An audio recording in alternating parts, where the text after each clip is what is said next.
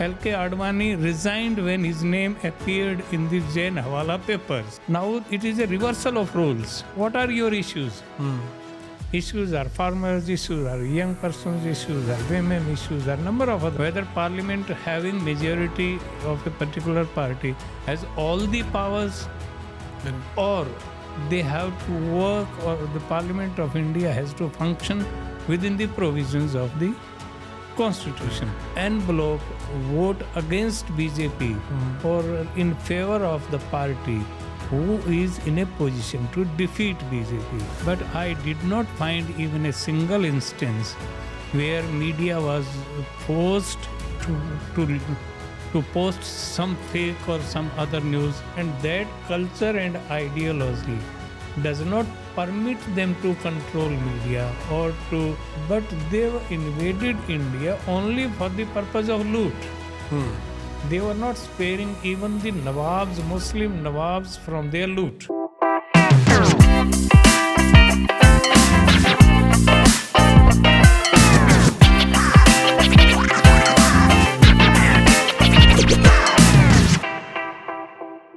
Hello everyone, welcome to Deep Talks. My name is Deepankar and today we have a very special guest with us. So for the first episode, we have got former Parliamentary Officer to the Prime Minister. So we have Mr. S.S.Ahlawat with us. Hello sir, welcome to the show. And so right now I would like to begin the conversation by asking you about your journey as a Parliamentary Officer and as a first grade custard officer. And also you have worked with various Prime Ministers. Yes. So give us an outlook of your journey. I was Parliamentary Officer with all the Prime Ministers for about more than 15 years. And during the span of this long period, I had the opportunity to watch functioning of former Prime Ministers, late Shri Rajiv Gandhi, and lastly, Shri Atal Bihari Vajpayee. All the Prime Ministers were great personalities in their own way. And my duties or my functioning was mainly to look after the functioning or to manage the parliamentary affairs relating to the Prime Minister. So I was watching all these years the functioning of Parliament, the debates in Parliament, discussions in Parliament, associating with Ministry of Parliamentary Affairs and Speaker's Office.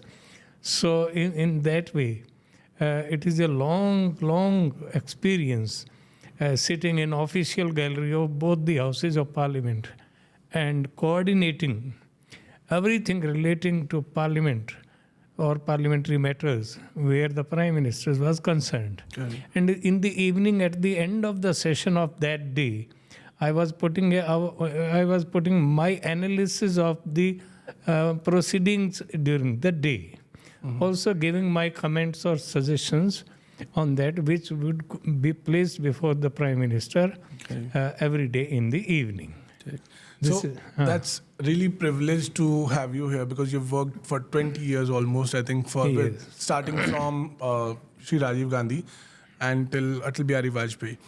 So I wanted to understand basically what is the difference, because you have already worked with Shri Atal Bihari Vajpayee, who was the founding person of BJP.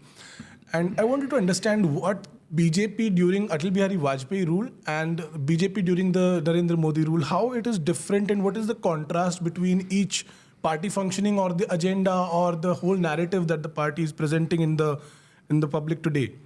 And how you have actually seen it evolve, because it has definitely changed. So in what way do you see it has progressed or gone backwards? In what sense? What do you think about the changes that are coming through? Yes, for this matter, or to explain the whole scenario relating to particularly creation of BJP or formerly Jan Singh, I have to go to the distant past when during Janata rule, Atal Bihari Vajpayee was Foreign Minister and L.K. Advani was Information and Broadcasting. And we were all much impressed by the way they were deporting or they were whatever they were behaving in the government functioning. Right. And we were much impressed and influenced when L.K. Advani shook hands with every person of the Ministry of Information and Broadcasting, giving an impression that he was a man of the ground and he understood the basic issues relating to the government officers and officials in that ministry. Later on, that Janata Party broken and BJP was constituted as a separate political party. And the breaking of Janata Party was also on the basis that those who were dual membership, members of Janata Party cannot become members of RSS. Correct. So the former Jansangh members, they separated from Janata Party and they constituted a separate party, which is BJP nowadays. In BJP's ideology, BJP's functioning, there is no place for personality cult. Okay. In those days, the issue of personality cult was unknown to the BJP party as a whole. Nowadays, it is only personality cult which has taken charge or overpowered everything over organization of the party. Correct. So there are basic differences this. Apart from this, in previous days, organization was more important and more powerful than the government part of it.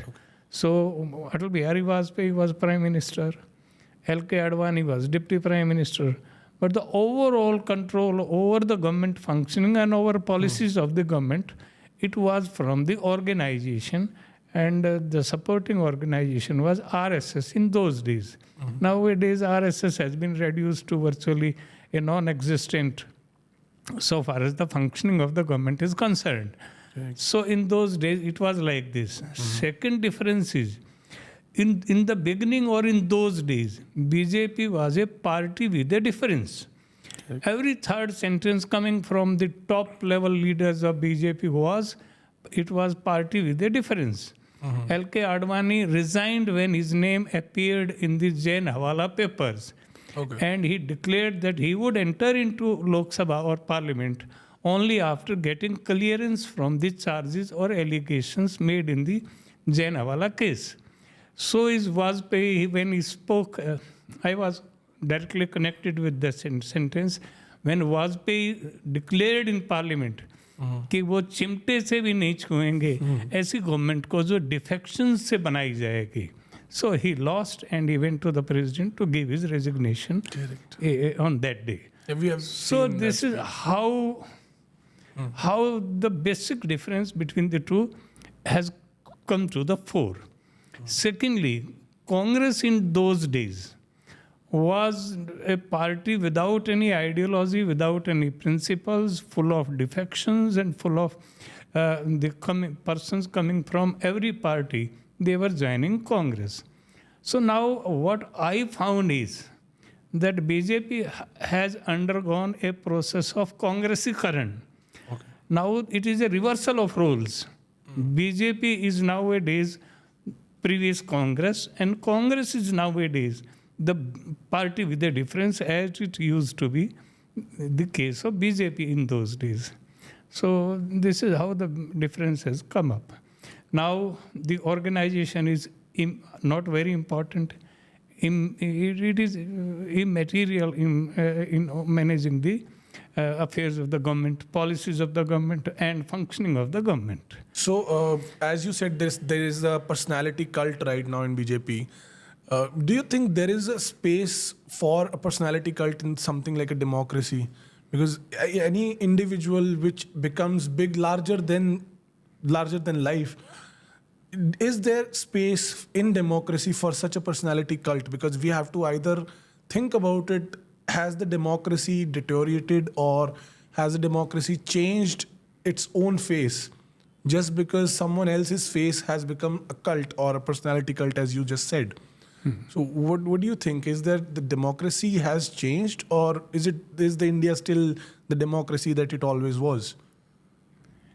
You see, India is a multi-party democracy. and all parties have their organizational setup. So in organization, it is horizontally spread in various directions. Whereas personality cult is a kind of vertical minar, where one party sits at the top and he commands the rest of it. Whereas the democratic process demands the majority rule, where every member or every person in the organization has his say. And his say is very important. And what I watched during my functioning in Parliament House and sitting in official gallery of both the houses, recording or hearing all the debates and all. So I found that a worker in BJP, more particularly, in those days was more important than the leader. Now it is now the total reversal of that role. Only the leader is important, all others are not important. So there is some kind of diluting the democratic process, and everything has come down to a single point of command, and which is basically it's a kind of rebuttal of the democratic process. Okay. More so, it is autocratic. It becomes autocratic, or it becomes a despotic kind of an attitude of the person who sits at the top. Correct. ठीक है. So I think that's something that everyone has to look into, because this is the kind of an issue with when someone becomes so powerful that the worker in the party or the citizens in the country are not as valuable as that personality. It is kind of a worrisome issue. But let us move on and let us understand how the media has changed, because pre-social media era and the pre-digital era, you were in the government, and I think media plays a very big role in democracy, and media is something that can actually make or break a government. But do you think the media today was as, I don't know what's the word we can use for this kind of media, but as a joke as it is today? Was it like that before, or was it more attacking to the government and always being questioning to the government, or was it always like just praise the government as it is doing today? I have had the occasion to interact, to meet, and to discuss many issues relating to the media with public PROs of, there is one PRO in Government of India who coordinates all that. But I did not find even a single instance where media was forced to post some fake or some other news. It was left to the media to examine and analyze. However, there might be some discussions with the media how to project a particular case in a particular context. So media was certainly having its own parameters, which has now the principles have been absent, or they have been diluted, or mainly they have been ignored. Now the media is controlled by the same one person, and one person controlling media would automatically become appreciative or a propagandist. It is a propaganda media for the government nowadays. Previously, it was not for the media to resort to propaganda of the government. They had their own principles, own guidelines, and all standards by virtue of their education and background. Correct.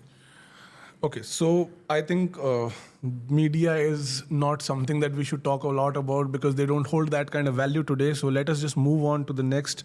Let us talk about elections. Let us talk about what we have elections in about 2 to 3 months. And these are going, actually 2024, if you understand, 2024 is the only year in the history that has 65 plus countries, and also European Union has elections in one single year. And almost 5 billion people will be voting this year. And this is going to be one of the most crucial years for the world politics, but also for Indian politics. Because even if we just consider that this is going to be a make or break for the Congress party or for the democracy or for the BJP, it is also going to lead the way for future that how we are going to be presented to the world, because the world is also going to be re-elected this year. So our foreign policies also will have to change. So what do you think the 2024 for Indian elections, how is it going to really affect, or is it going to change, or how is it going to be the result? What is going to be the result of 2024 elections? Because let us just go state by state.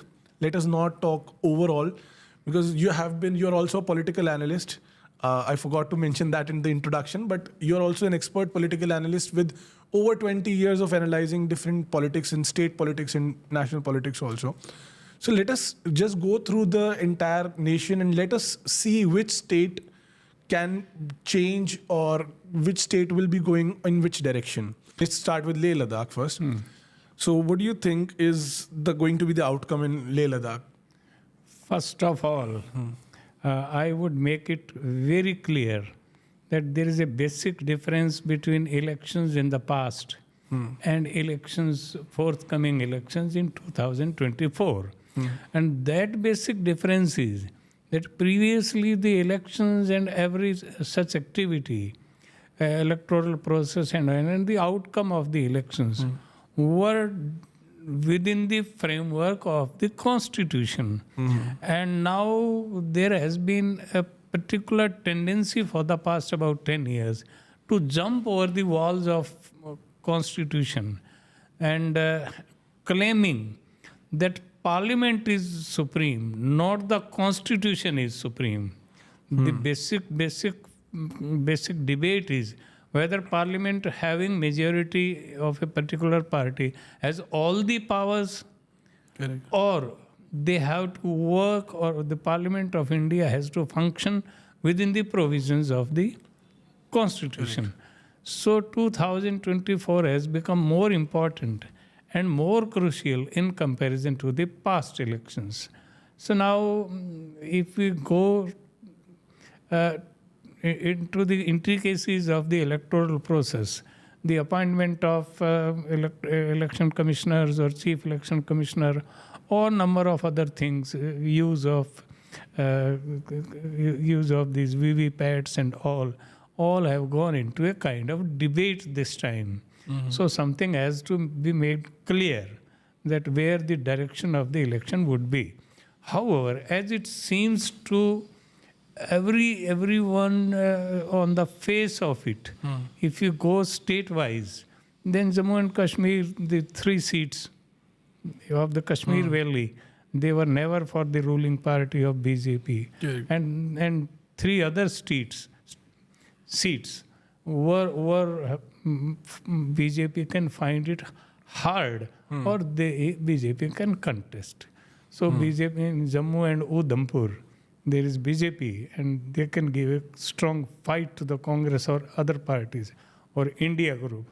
And in Ladakh, BJP is perhaps losing its grounds on their territorial integrity. There is an hesitation of the Ladakh people to give them an assembly or something like that, which the government has taken into consideration without giving a decision. Correct. So this is how... even the government's agenda on the manifesto of 2019 was to remove the Article 370. And they have done it. But do you think the people of Jammu and Kashmir or Ladakh, do they get any benefits from removing Article 370? Because even if they do, shouldn't they vote in the favor of BJP? No, this is a debatable point. This is totally a debatable point. Rather, the demand of the people of Kashmir is to give them an autonomy or some kind of representation in assemblies or the parliament.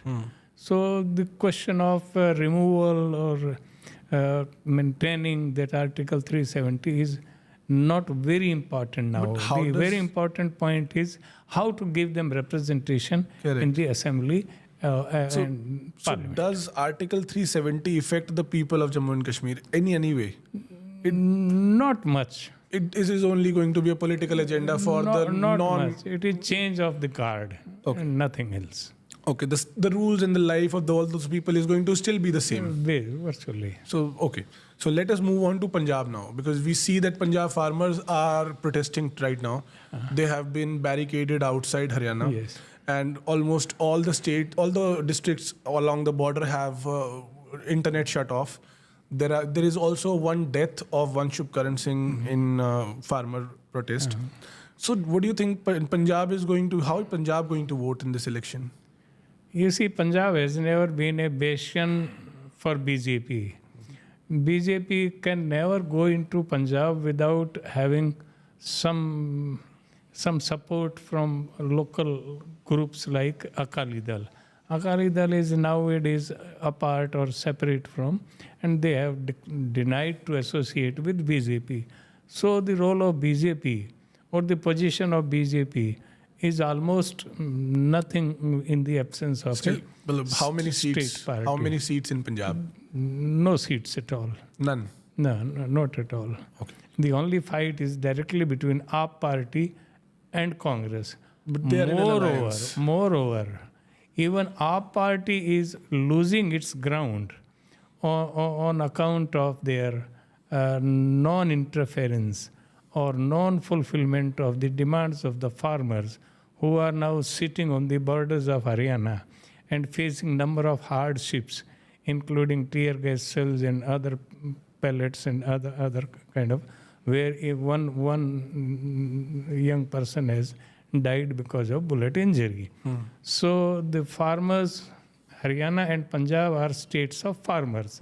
When farmers are angry, it is very difficult to stand or to find a place in the electoral position in Punjab. Correct. So this is how the things are going in Punjab. So BJP needs 272, as that is what they are claiming, that to majority they need 272 and they're targeting 370. So if we consider as per we are going now, so Jammu and Kashmir, they have practically 0 seats. Punjab, they have 0 seats. No, in Jammu there might be 2 seats for BJP. Okay. If they give a strong fight. Okay. Because Jammu region, Jammu and Udhampur, there are 2 seats where BJP has always been, from the very beginning, been strong in electoral battles. Okay. But in Punjab, they do not have any standing, and this is basically can spread into Himachal Pradesh too, where the apple growers, other kisans, they are also disgruntled, and there is some kind of a tussle or a debate or a struggle between corporate houses and the Himachal people or the Himachal government at the moment. How many seats in Himachal? They can have 50-50. Out of 4, they can have two each at the most. Yes. So if according to this, we are reaching that BJP has 4 now. Yes. Let us move on to Haryana, because I come from Haryana, you come from Haryana. Haryana is also a state of farmers.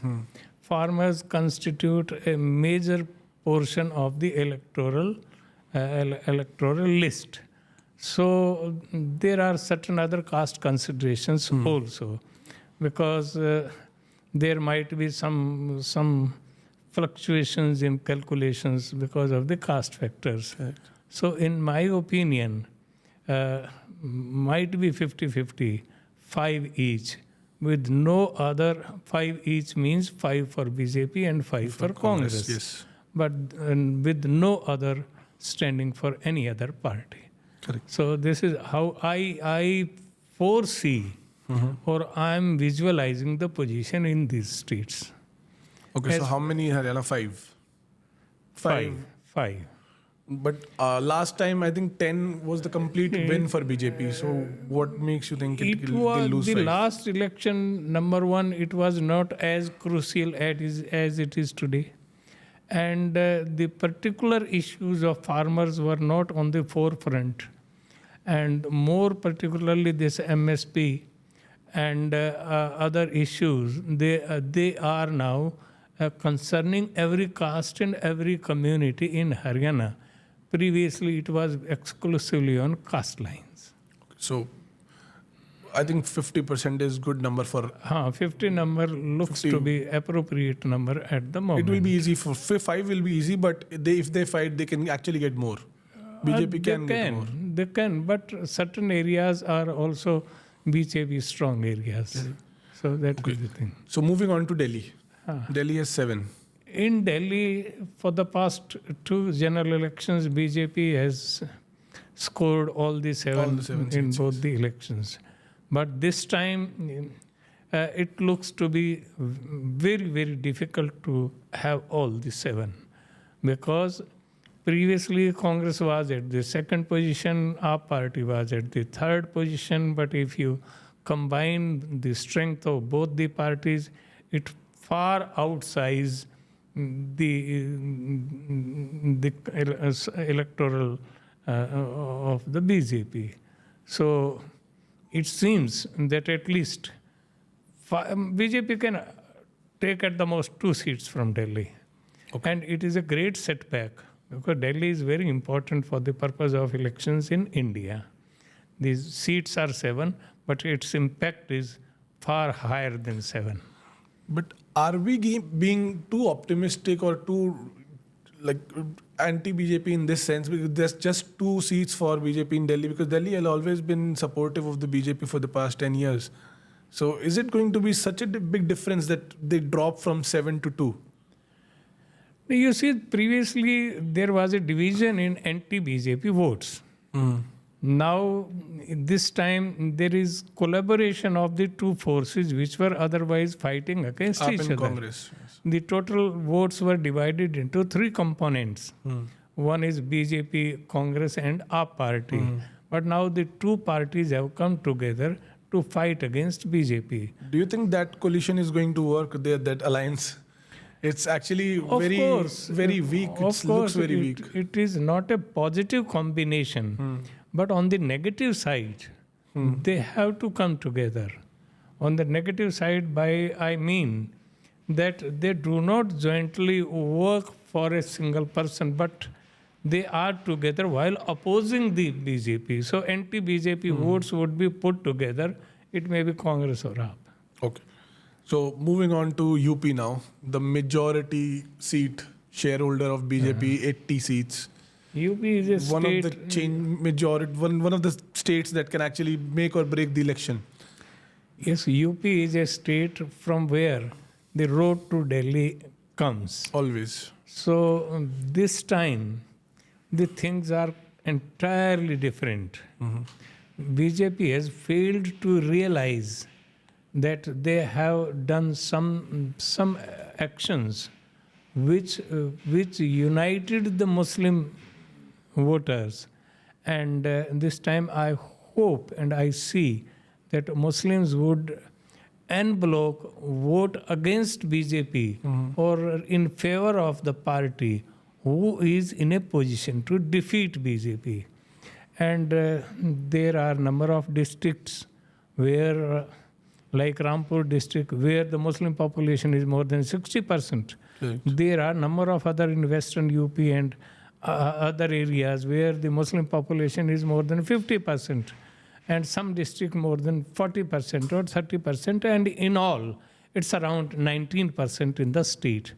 When 19% votes en bloc goes in favor of one or against the other, then it would become a very, very tough fight for BJP.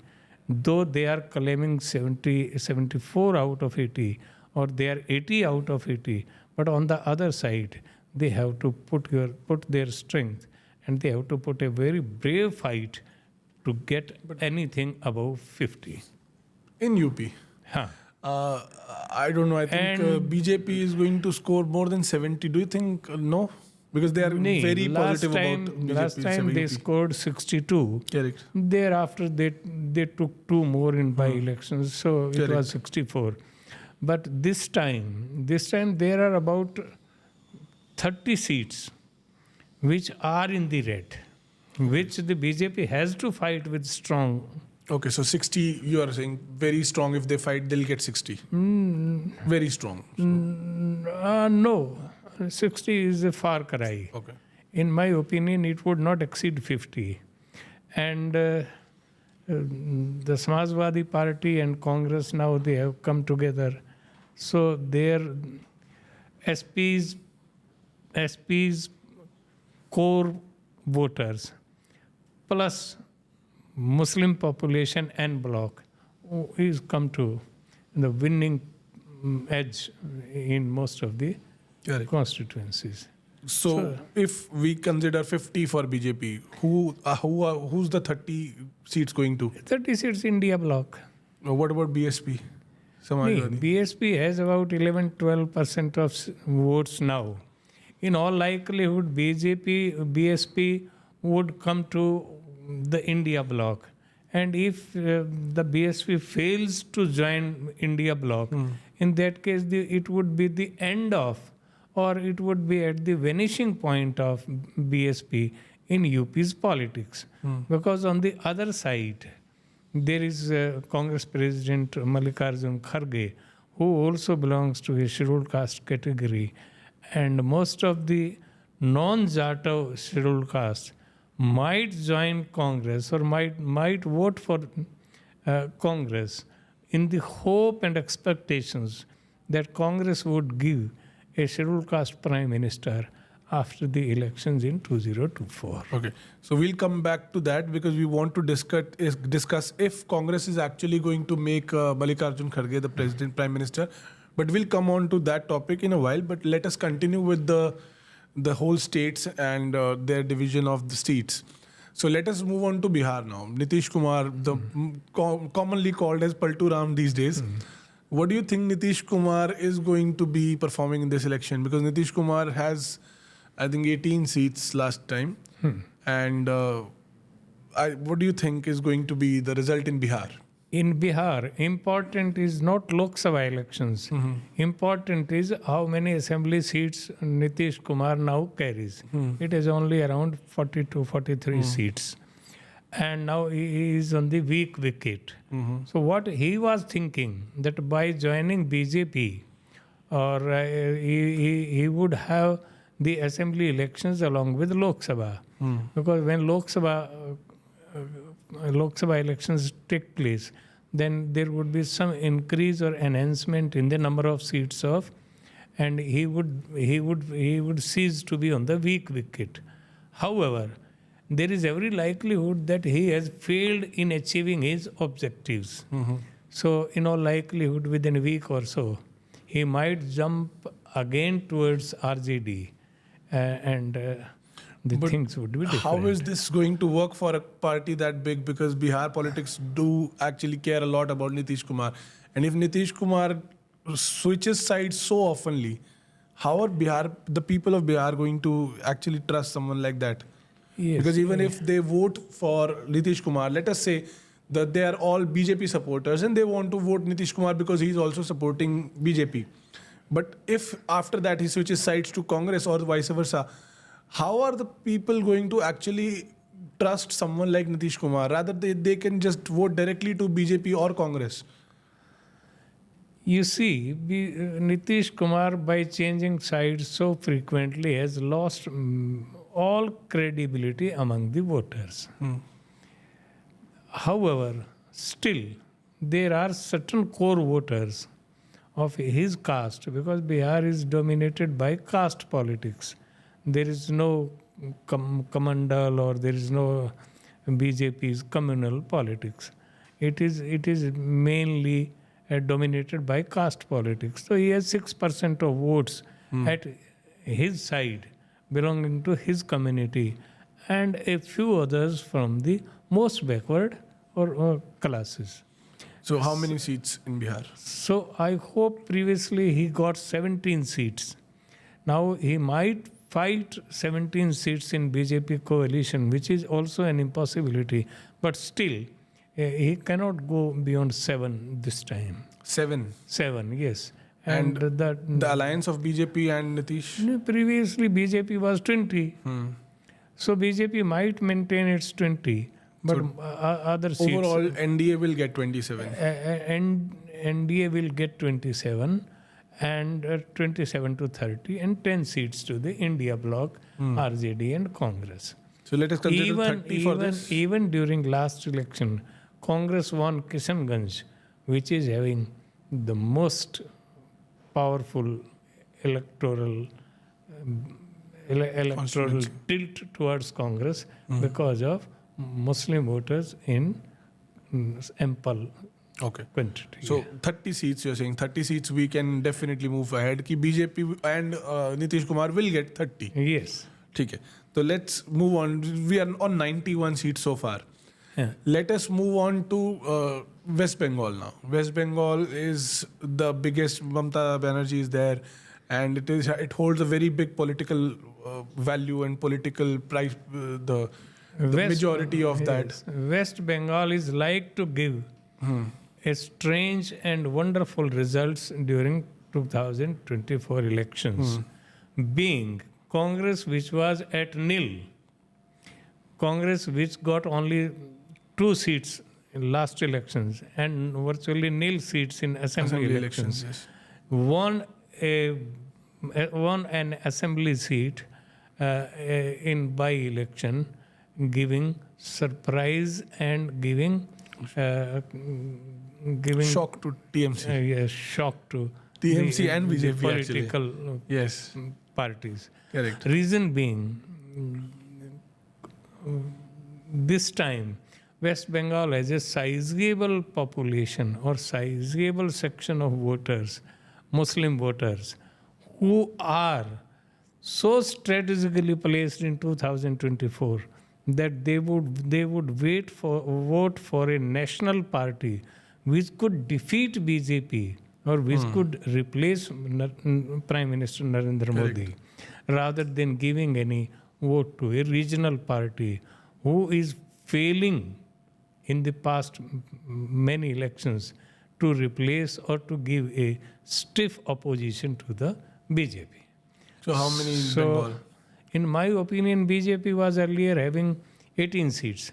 And the other nature of West Bengal, by inherently, they are not that much religious as they are culturally strong in Bengalis. Correct.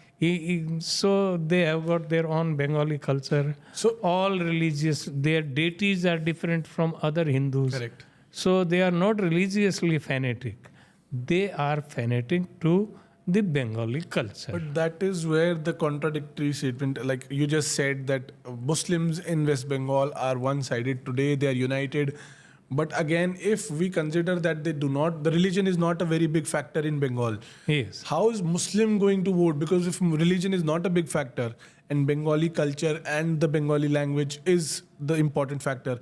So do you think Muslim votes will again be divided to 1 to Mamata Banerjee and 1 to BJP and the other goes to... No, it appears that Muslims have decided to strategically vote for a party which could replace BJP in the center.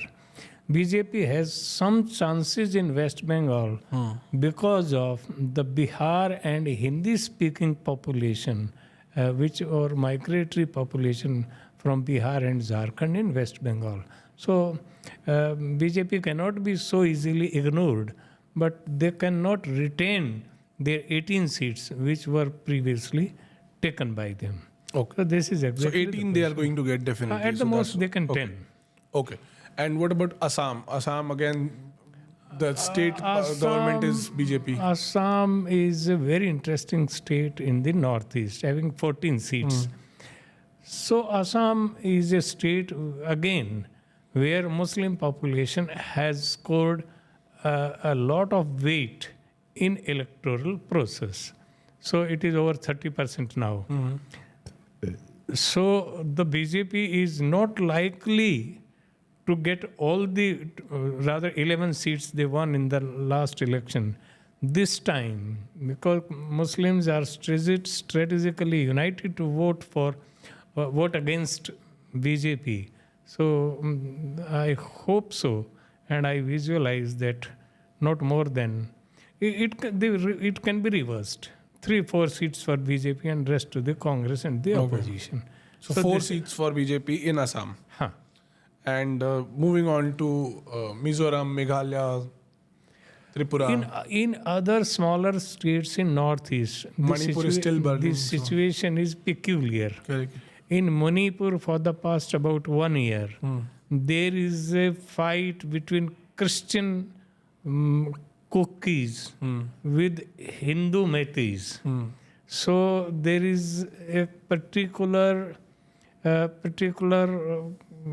tilt against the BJP because most of the states in Northeast are of Christian religion. So they're not going to vote for BJP again because once they're already burning over there. They can hardly get 1 or 2. Okay, in Tripura they can get. So combine the 6 states, let's say Manipur, Meghalaya. 22 plus 14, 22 states. 22 seats. 22 seats are there. They can hardly get 5, 7. That's too far-fetched. I think they'll still get 10. What do you think? Like 10 is not possible right now. No. They can get 1 in Arunachal Pradesh, 2 in Tripura, 1 in Manipur, and 5 in Assam. Assam is already done. We are looking at the 6 states. So in 6, they'll be getting 5. 5 at the most, yes. Okay, so 5 again they're getting. So let us go ahead now to Orissa. Orissa is, I think, you'll agree that it is going to be pro-BJP because Naveen Patnaik is there. Orissa is a place where it is difficult to make any kind of imagination at this advanced level. Okay. Elections are yet to be declared. Correct. In any case, Biju Janata Dal, BJD. BJD. The BJD party has quite inroads into it. So BJP of late has also been successful to make certain inroads in tribal areas. And direct fight is basically, it is between BJD and Congress. So BJP and BJD, they are basically a combined force. So they can get certain seats over there. Mostly go with all the seats will go to them only. I think Congress will not be able to. 2/3 seats of the Orissa. Will Congress be able to get any seats in Odisha? Yes. Definitely. Yes. Because it's a state government. Naveen Patnaik is very popular there. Naveen Patnaik plus BJP making inroads. They would have the sizable chunk of the votes. So how many seats? Congress make it BJP 5. plus BJD, not Congress this way. Let's consider just BJP. How much BJP will be getting? BJP in collaboration with them, they can get 2/3. 2/3. 2/3. So that will be 2/3. I thought 2/3 of the seats. No, 2/3. Okay. So 3 seats. Okay.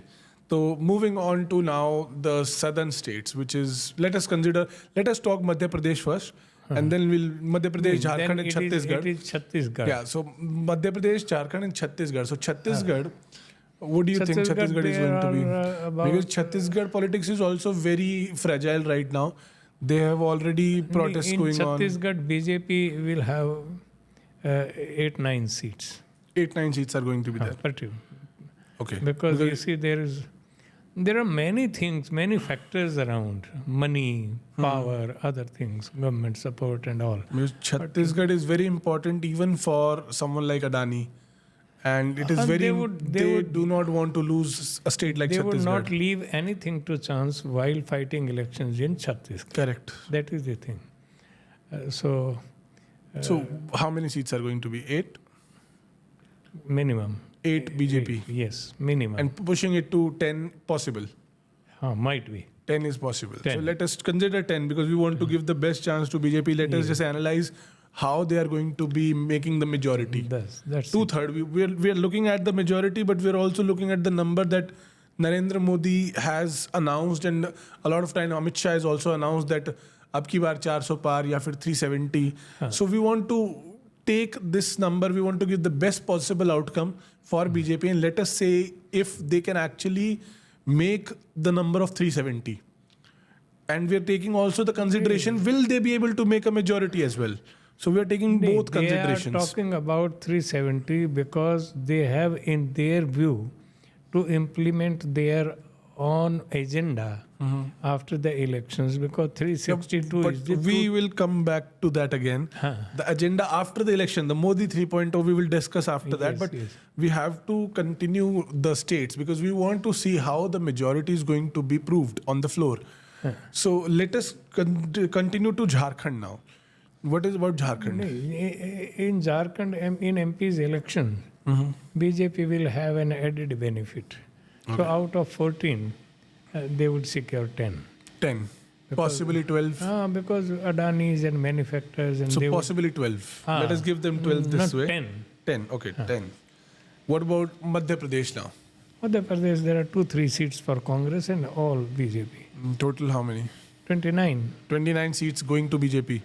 No, 29. No, 29 is 26. going. Okay, 26 going to Yes. BJP. Okay, so let us go with 26 to BJP and then we go to Rajasthan. Rajasthan, 5 seats for Congress and allies, India. Okay. India group. India Alliance, yes. And the rest of that, BJP. Okay. Because there is one Ganganagar, Hanumangarh seat, Dholpur, and there are certain number of seats which are in the red for BJP. Nagaur, like that. Okay, so in Rajasthan, we can say that they are going to get 20. 27, 20. 20. 27 total seats. Not 25. 25, okay. 25 and 20 they are getting. So 177 they have already reached. What about Gujarat? 2 seats for India bloc and The rest, 24. 24 for BJP. BJP. So, You see now, there are 2 laboratories for BJP. And BJP, or particularly Narendra Modi, he is depending on their experience and their क्या बोलते हैं, their laboratory in UP and Gujarat. So according to them, they start at 106. Because in their view, 80 UP and 26 of Gujarat are done. So after 100, they would count 1. Correct. So, but this time I think UP might give them a rebuff or some kind of an opposition. But if they're considering 80 completely from UP and we are counting that as 50, is it going to be... 80 was possible, 80 is possible. Because Ram Mandir is already a big issue for UP people. You see, Ram Mandir has failed to take off as a narrative for the election. Now the people are they have started forgetting about the electoral impact of Ram Mandir. Now, so did they actually inaugurate it in a very hurry? Like, if they could have actually waited for a month or so, would that have become a big electoral agenda? Whatever. Ram Mandir is now a an agenda. Spent force. It is being given their usefulness for the past about 20 years or more than that. Now, at this point of time, it has lost its force to impact on electoral results. Correct. So now the point that has come on the problem now has come up or is coming up so powerfully is it is between Modi and the Mudda. Okay. What are your issues? Issues are farmers, issues are young persons, issues are women, issues are number of other. There are certain factors. Issues are that you have to representation of OBCs in their proper employment and other opportunities. Correct. So the election seems to have taken a narrative between Modi and the Mudde. So if this comes to the point of narration, in that case, Narendra Modi is likely to lose much in UP. Okay. Because there are a number of things. Because without OBCs, without backwards, without scheduled caste, it is very difficult to get them any edge over India. And Yogi represents Kamandal. Yogi represents Hinduism. Yogi might represent Rajputs because of his birth in that clan. But Yogi is not representing the Mandal castes. So SC/STs and tribals. If the Mandal castes are consolidated, in that case, UP would be a losing ground. Okay. So the other parties, if Narendra Modi gets 300 or Narendra Modi gets 270 and he becomes Prime Minister again, Yogis sufficiently in advance know that his tenure would end on the day Modi takes oath for the third time. Okay, so Yogi would not be the Prime Minister candidate for the BJP in the next one if Narendra Modi wins this. It is a different question. Okay. The question is, as far as I can understand, there is already a consideration going on within RSS circles and RSS brass. Who would replace Modi after? Correct. Because his charisma is actually very hard to match. They have found out, I think there are two faces which could replace. One is Yogi and the other one is Nitin Gadkari. Correct. So in between these two, Modi represents only and only the religious part of it, but not the OBC part of it. But do you think... In that case, Nitin Gadkari has a better chance to replace. Do you think the India is actually ready to take on such a hardline Prime Minister as Yogi? Yogi Adityanath, he's a very hardline person. He's not a very soft, because Narendra Modi on the other hand is a very soft Hindu. Even Narendra Modi is treating a soft Hindu. Soft Hindutva was there. He is a liberal Hindu representing that. But Yogi, he is a staunch follower of Hindutva. Correct. Though he doesn't belong to RSS. Correct. He is from Hindu Mahasabha. And his Hindu Mahasabha was more connected with Ram Mandir. And his Guru Digvijay Nath, they were more in the fighting cases in the court and other things. But Yogi represents a particular hardliner Hindutva. Whereas this country has no background or has no DNA for intolerance, for hate, so a Prime Minister should or must be a person who can really adjust to the existence of all communities, religious and otherwise. But see, someone like Prashant Kishore, who is also a very famous analyst and a politically connected person, his analysis says that whoever succeeds Narendra Modi is going to be much more hardlined, much more promoter of Hindutva, and he's also going to be spreading much more communal violence and communal hatred than in the Modi rule. So do you think that in that sense, Yogi can actually succeed Narendra Modi? Because see, it is not even just the matter of who is more Hindu or who is more qualified. It is a matter of matching the charisma that Narendra Modi brought in 2014. And that charisma is very hard to match by anyone else. And Nitin Gadkari is a very strong contender, I get it. But Yogi, can you think that Yogi can actually match that kind of charisma that Narendra Modi was in 2014? If whatever Prashant Kishore has stated comes to be true, then there is chaos and unrest in the whole country.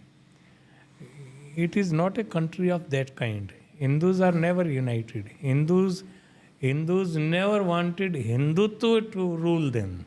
Hinduism is by itself, by its content and principles, is a liberal liberal religion. And it is only Hinduism in the entire world which can absorb all streams of religious thought and ideologies. Correct. So Christianity came here before it reached Europe. Islam came here before it reached any other part. Because during the lifetime of Muhammad, Islam had reached Kerala and some Gujarat also. Correct. So it is not correct that Muslim or the Islam came with Muhammad bin Qasim in 712. So saying that they are immigrants or saying they are foreigners is not the right way to say. Because just saying that they were invaders or something like that, they were traders. When Muslims came as traders, First, right? They came as traders. They're not invaders as then they the propaganda came suggests. as invaders. But they were invaded India only for the purpose of loot.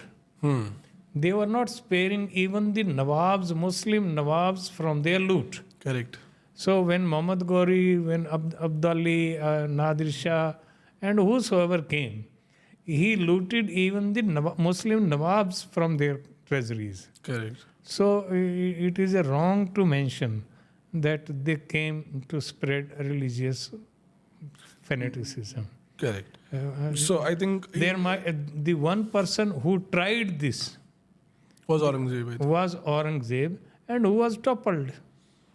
The person who tried it was the beginning of the end of Mughal rule or the Muslim rule in India. Correct. So this likewise, if we try to impose Hinduism over the entire other population, then it would become a catastrophic for the whole.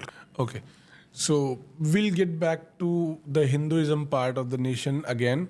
But let us move on to Maharashtra now. Maharashtra, yes. So let us move on to Maharashtra. We'll figure out the entire political scenario and then we'll go to the historical and religious background of the country and the people. Maharashtra is a very interesting case. Yes. Where two main parties were broken, torn apart, and now a government which is not constitutionally wise. Supreme Court declared that this is a government which has no sanctity from the constitution, but still it survived and it is going on because of certain things which were going on in the Supreme Court regarding delay and other things. Correct. Whatever. But the position in Maharashtra is today, out of 48 seats, you cannot give BJP more than 8 seats, 10 seats, 12 seats. 12. At the most 12 they can have. What about NCP and Shiv Sena? NCP 2 each. So 2 each This for Shiv NCP Sena and Shiv Sena. Thane and Kalyan, 2 seats for the Chief Minister Eknath Shinde and 2 seats for Ajit Pawar. Okay, so 4 that and 8 for BJP. And around 30 seats, Okay.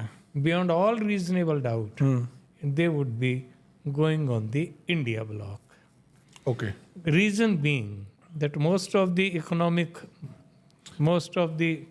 industries, most of other areas of economic importance were taken by the Gujarati Prime Minister and Home Minister from Maharashtra to Gujarat. And it has hurt their Maratha pride. Because when Chhatrapati Shivaji was shortage of funds, he invaded Surat 2-3 times and he brought some money by looting the Surat. So in Maratha pride or Maratha mind, it seems that as if Gujarat is taking revenge against Maharashtra by taking certain number of economic institutions from Mumbai to Gift City or Dholera, or from Maharashtra to.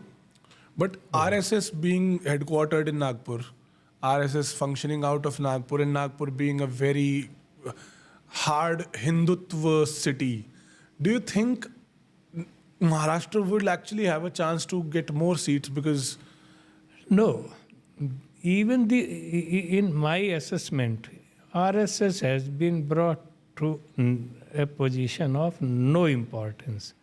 RSS people who were very powerful during Atal Bihari Vajpayee and other regimes, including sometimes Congress regimes, now they do not have any say.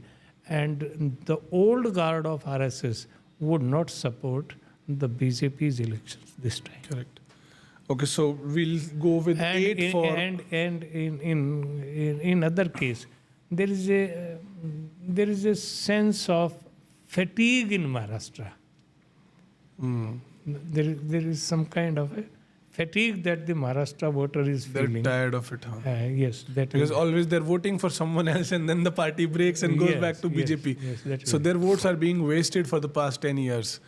And even NCP, Ajit Pawar and Eknath Shinde, both have actually, they were voted. Sharad Pawar is known and renowned for its political maneuverings and skills. Thackeray Uddhav Thackeray. plus Congress, along with skills of Sharad Pawar, would certainly have a defeating. So Maharashtra, how many for BJP? 10? BJP 12. 12. Not NDA. I'm talking about BJP. No, NDA. No, BJP is 12. No, NDA, there is no NDA. So there is no NCP and there is no Shiv Sena from that side. 12 plus 2 plus 2. So 12. S.S.Ahlawat, who is part of NDA, has asked for 10 seats. And he's not going to get it. Eknath Shinde has and asked for 18 seats. And so is Ajit Pawar. The And total they are number not- of seats exceeds 70. Correct. If this, then there is no room for. So there is no alliance as such. There Yes. was just for the sake There of... has been a condition which has been put forth by BJP to Ramdas Athawale that he would get one seat, and that too with the condition that he would fight election on BJP's symbol, which he has declined to. Which obviously RPIA would not agree then with this. BJP is in the process of finishing. Yeah, so it is actually just acquiring other parties like businesses. They would finish. And is this because of this Eknath Shinde and Ajit Pawar? They both made the wrong decision by joining BJP. BJP would eat both of them as alliance partners. Because So they don't have individual BJP, identity after that. BJP finished Shiv Sena in Maharashtra, Akali Dal in Punjab, and wherever and whosoever came near BJP was JJP in Haryana. was out of political scenario. So might be JJP. So I think the Biju Patnaik is only one who is already able to stand up on his own. Biju He's not Patnaik being- or Naveen Patnaik, his son, is quite intelligent. He is all-American educated, Naveen Patnaik. unmarried, and a devoted person in service of Odisha. Very honest. He is wise enough or clever enough not to keep them at an arm's distance. Do you think Ajit Pawar and Eknath Shinde made a huge mistake and killed their own political career in future? In future, yes. Because BJP will eat them up. Because if Shiv Sena is, let's say Eknath Shinde is the Shiv Sena... Ajit Pawar is a quite intelligent person. He might return to India bloc after declaration of Should elections. India bloc take them back again? Because again, this is the Nitish Kumar story once again. It is very interesting. Ajit Pawar has gone strategically moved over to the BJP side because he was having number of cases, number of files against him. Now the file is over. Now he can comfortably come back. So you're saying Ajit Pawar joined BJP to clear out his name from CBI, From ED number of cases, and investigative agencies. But what about the Eknath Shinde? Eknath Shinde did for the power, obviously. Eknath Shinde came to become the CM. Eknath Shinde doesn't have that kind of level that he can come back and Shiv Sena can accept it. Shiv Sena would not accept him. Whereas Sharad Pawar, because of his political cleverness what about and skills, the 9 other MPs that walked out with Eknath Shinde? Will they come back? They were having all of them were having cases against them. Okay. Now they are free. So they have done the right thing. But in my opinion, they would also have in future the right direction. Okay, so now we are at 12 from Maharashtra. Yes. We are at 213. So how are we going to fill up the 60 seats that BJP needs? So more 60. So this is going to be the guaranteed 213 and 215. 215 BJP is 100% getting. In Karnataka, BJP would have about South, 10. I don't think. Do you think southern states will accept any BJP there? Karnataka will have 4. Will have minimum 10. 10 seats for BJP. Yes, out of 29. So Karnataka we're going 10. And moving on to Telangana. Telangana hardly one. Maybe one. Andhra one. nil. All other nil. Okay, Andhra nil. Kerala is not going to accept. Tamil Nadu is not going to accept. What about Goa? Goa 1 at the most. They will get 1. Okay. And Lakshadweep, I don't think Lakshadweep is not going to accept. All others nil. Completely Muslim majority. Pondicherry nil.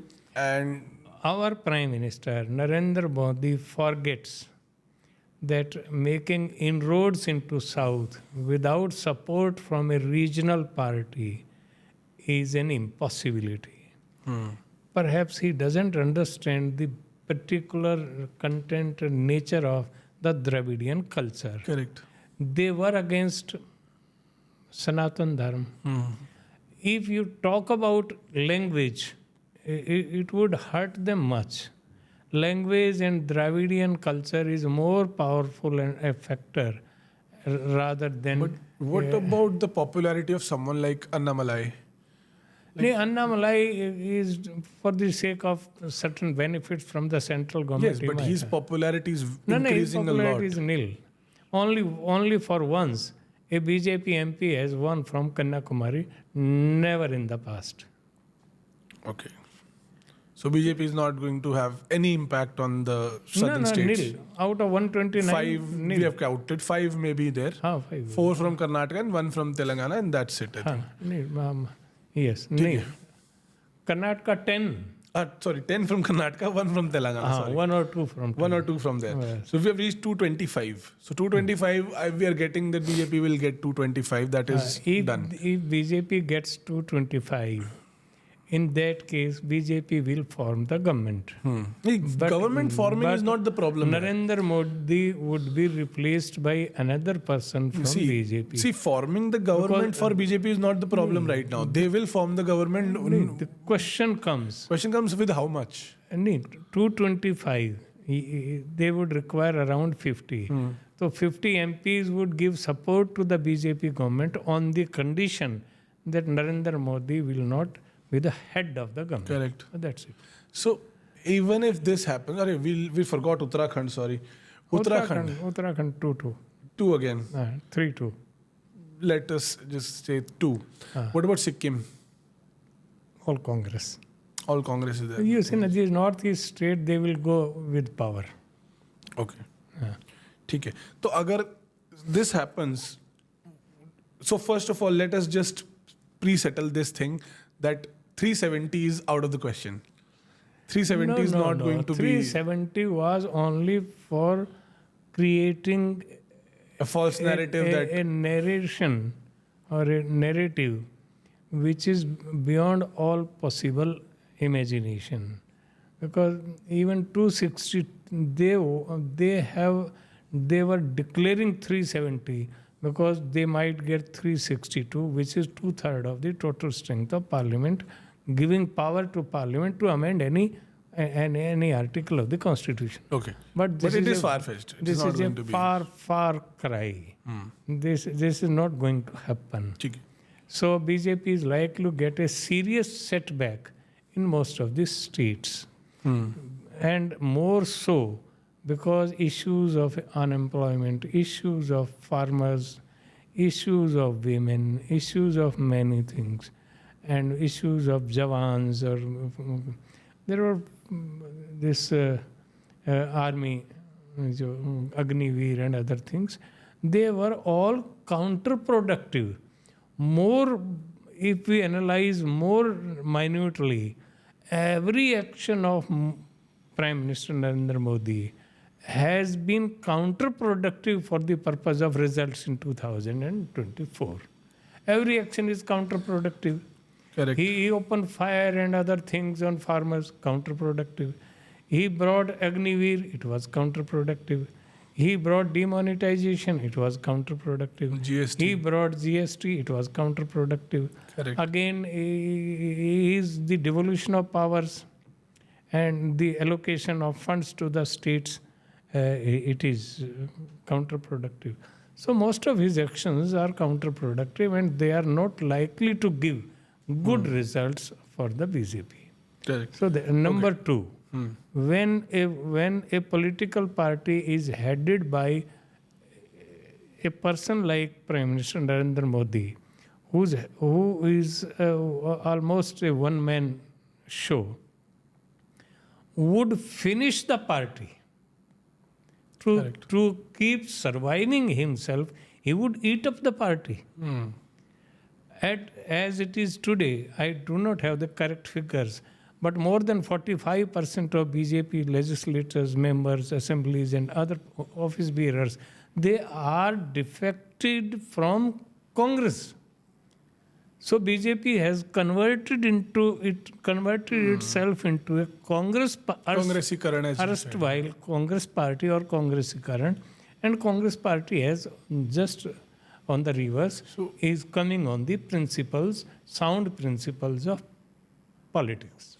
Okay, so let us just think about this once more. Ki Congress party jo hai, we are saying that Congress party is now filtered, as you're saying. Because all the corrupt people in the opposition, corrupt people, let us not call corrupt, people with allegations on them, all the people that had allegations of corruption on their head, that they have been joining BJP left, right and center wherever they found the way.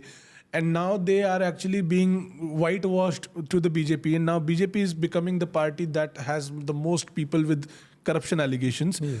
And Congress has been filtered out. Yes. So the new Congress and the new BJP is like the old Congress and the old BJP in the new shapes. Yes. Secondly, if I were to tell you, these defections, forcibly or otherwise, are boon to the Congress and baneful to the BJP in future. So but that future is when? Like near future, 24 future or means, 29? Future means after 100 days. So 24 election, not 29. No. Future is after 100 days. Okay. So Because elections are likely to be declared within 1 week or so. correct.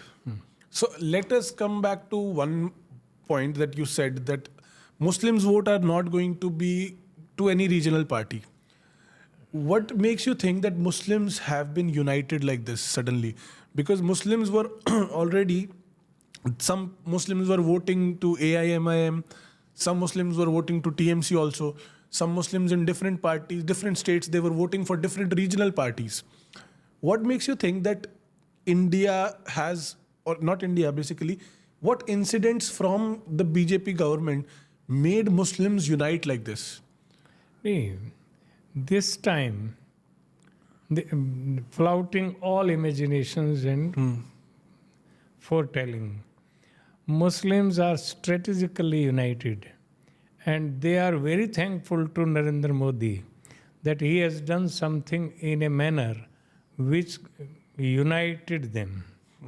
And now the regional parties are coming to form India bloc only because they are not likely to be supported by the Muslims as they were getting in the past. Okay. So Muslims' past experience has made them to learn that it is more advisable to vote for a party who would replace Narendra Modi in the center. But what incidents made them think this way? Like And what there are were the incidents?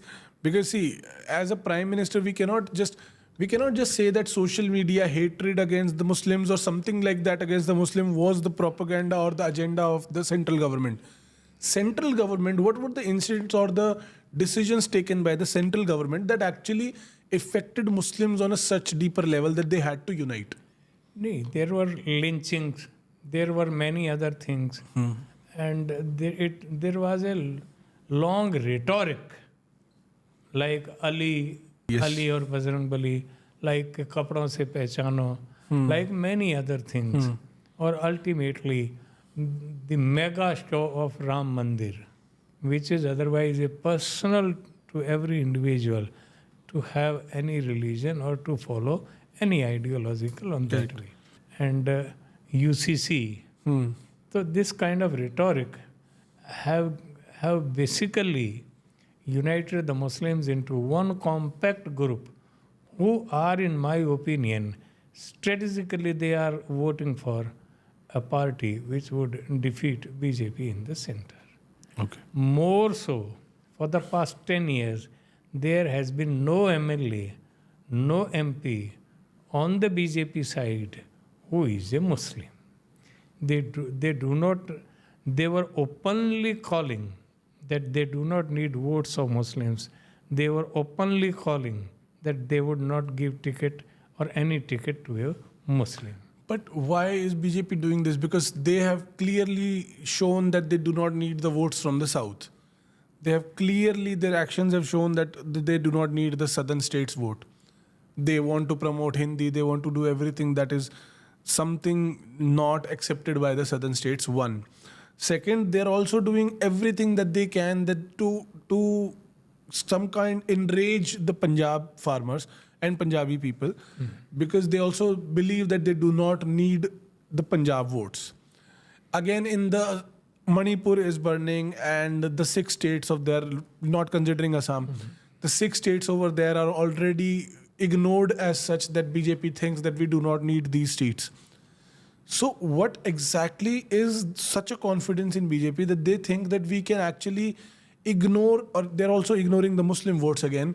So what makes them think that even after ignoring about 40% of the nation, we can still make a majority government? So they do not have any existence in Punjab. They do not have any existence in South. They do not have any existence in Northeast and you will find that all these persons would be coming together to defeat them.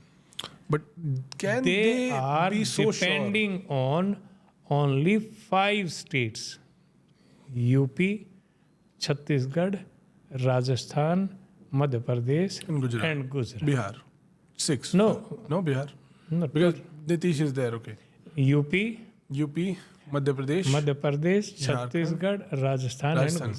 Not Jharkhand is also not there. No, they are heavy, and they, in their mind, they would have every single seat from all these. That is 25 from Rajasthan, 26 from Gujarat, 80 from here, and 29 and 13. But just by 5 states, how are they so confident? And they're screaming that 370 and up ki baar 400 par and all this these is a false narratives. propaganda. Even focusing on, let's say they want to bring, see, propaganda is one thing, the party agenda is one thing, and party agenda says that they need 2/3 majority to make the necessary changes that they feel in the feed them. Constitution, yes. So they need those 362 seats. They need those seats. So even after that, they should be actually catering to all the states, but they're in contrary, they're actually ignoring those states just because they feel confident that we can make a government from 5 states. 6 states, yes. 6, let's say. But still, the whole agenda that they were pushing up is like they need 2/3. Without 2/3, it is just another Modi government rule, another Modi tenure. It is not going to be that big changes, which again, we'll come to this now. What changes Modi 3.0 is going to bring? Because Narendra Modi has said in the parliament that if the third term is going to be with major changes, it is going to be this Major changes. So what major changes can they bring? Because amendment requires 363.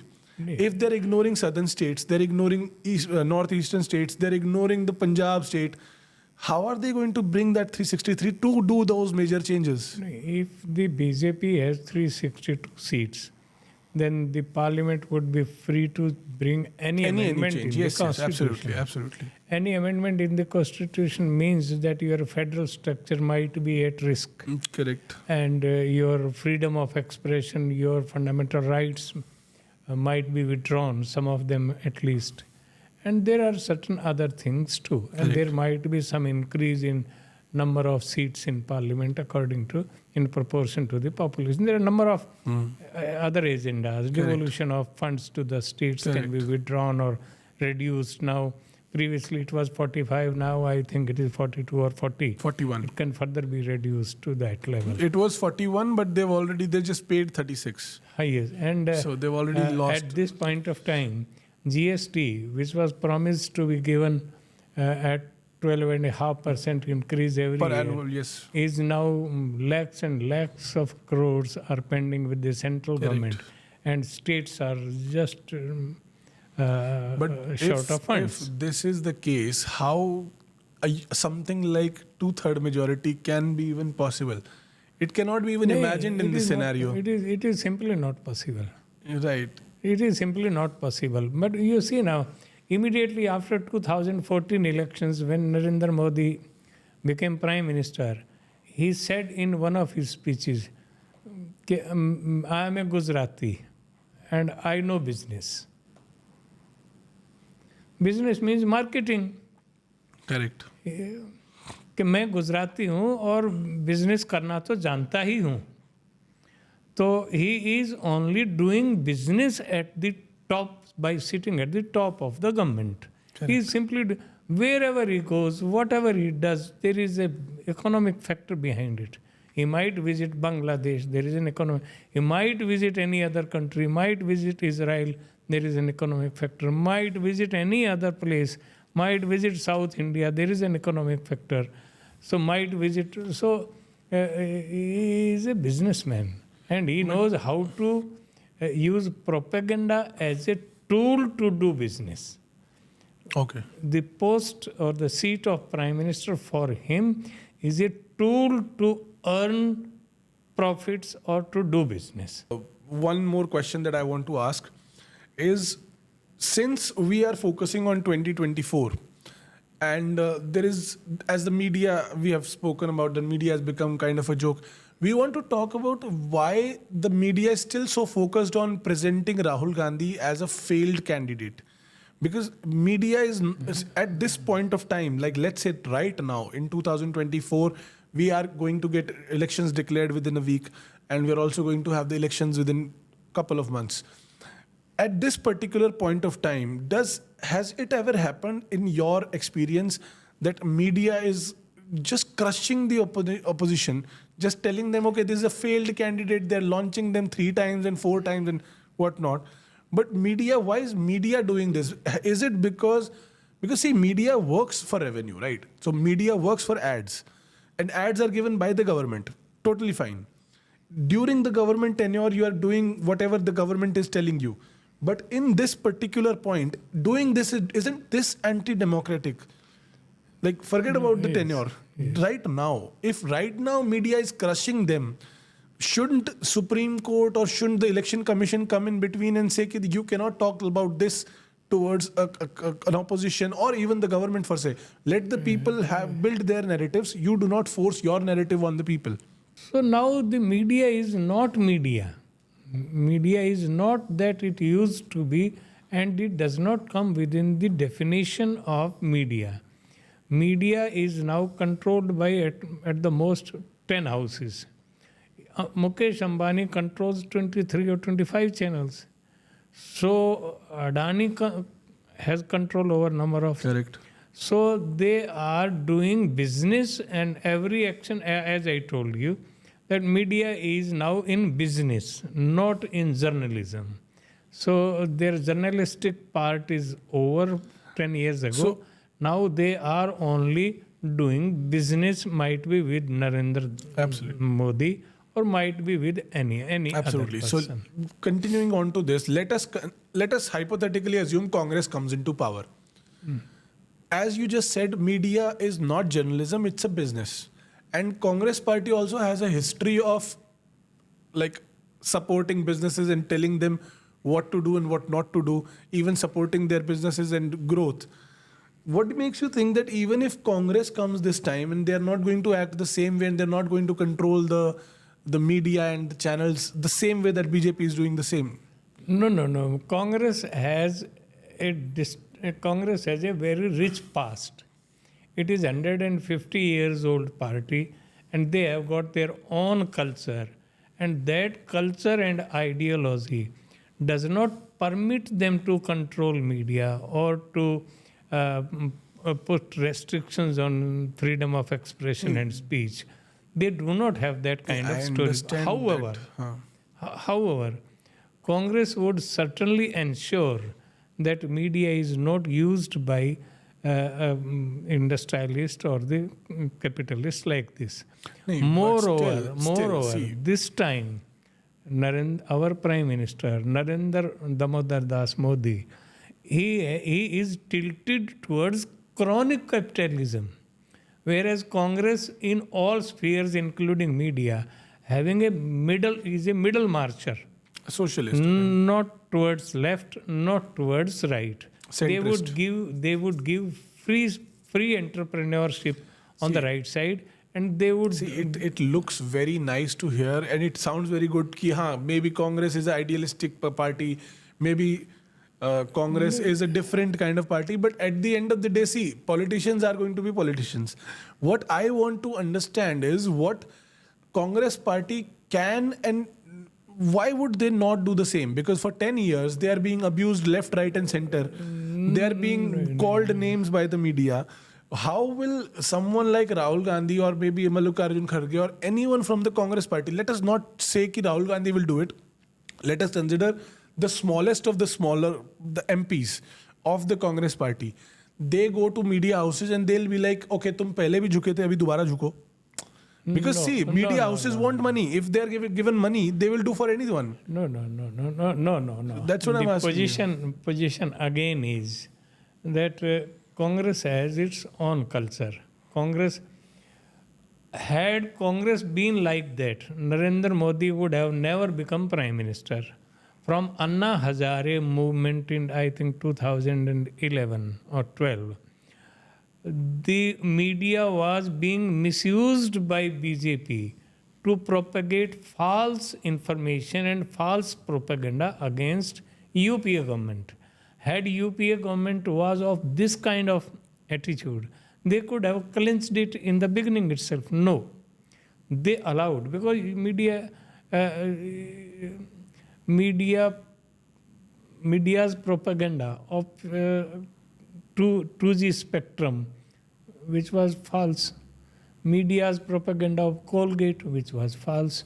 Media's propaganda of Manmohan Singh to Manmohan Singh was false. Media's propaganda of dilution or devaluation of rupee in relation to dollar was a false propaganda. So had Congress meant to curb that propaganda, it could have done much earlier. So there is no point of going into that direction in future too. However, this monopoly over media by certain houses would have to be controlled through some legislation. Okay, coming to legislation, there is another broadcast bill that is up and coming to the Parliament floor very soon. Media is already controlled, okay. But there is something called social media or citizen journalism, or that what we are doing, citizen journalism, as in anyone can come up and become a journalist who wants to present facts to the public. But broadcast bill that is coming up, and it will completely change the system. It will completely it will put censorship on even the people that are commenting on it. Even if some farmer protest, I made a video about farmer protest, but if that farmer protest was in 2024 or 5 when BJP would launch broadcast bill, my account, my bank account, my computers, laptops, cameras, everything can be seized without any notice just because I did promote or I did report a certain event that was supposedly to radicalize the government against people against the government. So what do you think that if this kind of bill comes, or the idea of this bill, the idea that this bill was even drafted, this whole idea is so bizarre that, okay, you are the Prime Minister of the nation, you want to fight elections, you want to say 370, you want to say Ram Mandir, you want to say whatever you want. But having this idea come into mind that, okay, I'm going to just shut off everyone. I'm just going to stop everyone talking about me without my permission. Do you think this is some kind of this is beyond dictatorship? Because social media earlier did not exist. Not everyone had a voice. Let us consider the Germany Hitler, the Hitler era. They did not have a voice. So there was no need to shut up. There was just 2-3 newspapers, 2-3 movies. So just shut them up. People will be quiet already. So you don't need to go to that extent. But today when we see, let's say, broadcast bill is going to shut up all the YouTube channels, all the Instagram channels, every Twitter account. Doing that in that extent and imagining that to control 150 crore people to a very extreme level, what do you think comes up to the mind of a normal person? Like, okay, let us say, what comes to the mind of a journalist or a media person like me or maybe a lot of them? What do you think can be done in future? Because if this becomes a law, there will be bloodshed everywhere. There will be a lot more things, because whoever talks about the government is going to be either kidnapped or killed or whatever by the government, by the police, by the law. It is not going to be illegal. But what happens then? Because this, I think emergency was applied. Emergency did shut a lot of things. Emergency did, it stopped the movie Kissa Kursi Ka, which showed the political scenario. What do you think is different from emergency, which just took off all the rights, versus this? You see, in emergency, the media was censored. It was not misused like this. The present government doesn't want to censor it. Rather, they want to give a turn to their own benefit. Okay. It is not censorship. Number two, whatever the question that you have raised, it is an hypothetical question. Yes, of course, absolutely. Number three, whatever the present government might do, they have funds, they have police, they have army, they have any other things, every facility to fight an election. But the more powerful factor still remains the public of the country. So people don't need to worry about this broadcast bill. There is no point. That's what I wanted to know. You see, let us give an example of Pakistan. Army, America, landlords, feudal lords, Maulvis, all were on one side, and one person, Imran Khan, who was on the other. His party was blocked, his symbol was taken off, he was put behind bars, and still he has 108, the highest number. Correct. So had all these factors mattered that much, then Imran Khan would have not won that. Correct. So it can be repeated here. Whatever the resources that you might have, public is more powerful. So this is the end of the whole. So anyone like Dhruv Rathi saying this is a dictatorship, this is not going to be a dictatorship? No. This term, let me explain. Narendra Damodar Das Modi can never be a dictator. But he is adept and expert in using the existing laws to his benefit. To maneuver to his benefit. He is only a businessman. Absolutely. A dictator has to be a fighter first. He has to be a combatant fighter. Correct. All dictators throughout the world, They're from army backgrounds. Either they were fighters or they were despots like that. Correct. But he is a trader. Correct. He is a businessman. So he has He doesn't want to be a dictator. He wants to control the situation as is. He knows his limits. If he is a dictator, Correct. the Kisan people then can defeat him right now. Correct. No, he is only a businessman. Correct. So he cannot be a dictator. So he would use everything to his benefit. According to the law. Bringing that within the parameters of law. He would change the law to take then benefit. Do it, yes. So he would not do that kind of... He cannot be Colonel Gaddafi, he cannot be Idi Amin, he cannot be Napoleon. So someone like... he is not a dictator. I asked this because Dhruv Rathi in a video said he's a dictator. No, he was wrong. In comparison, I told him that it is not a dictatorship, but instead it is a fascist state. Fascist, yes. Why? Because I made the same video because dictatorship is an extreme term where people do not have rights. So my opinion is very simple. Correct. He would use through legislation and other laws to bring them within the parameters of his usefulness. Correct. Not that he cannot be a dictator. Hitler at the end of the time, he became a dictator because he wanted to... Germany is a small country, homogeneous country. India is not like that. It was very easy to control. Any person who comes to become a dictator in India, the India would be fragmented in pieces. So you cannot become a dictator in the entire nation. No, there can be no possibility. So Absolutely. Our Prime Minister is Prime Minister. He is to be respected at every moment. He is not a dictator. Correct. But let us look at him with a deep analysis of his mind. Correct. And his functioning. Correct. He might be a clever politician. He might be, and he doesn't know many things around our country. Well, he knows about the top 1% or the top 10%. In Manipur, he would not go there because he would lose something. Now, he is a businessman. He knows where to go and how to go and when to go. So he would do that. Correct. So it is a very harsh allegation that Narendra Modi is a dictator. No, I think Dhruv Rathi is wrong in that sense. Correct. Dhruv Rathi or anyone, person, yes, absolutely. calling him dictator is beyond my zone of consideration. Correct. So that is it. So I think that is it. Let us just talk about Hinduism also once, because a lot of people call Sanatanis as the only way of Hinduism. Because see, as you are not on social media a lot, I am, and a lot of our viewers are also on social media.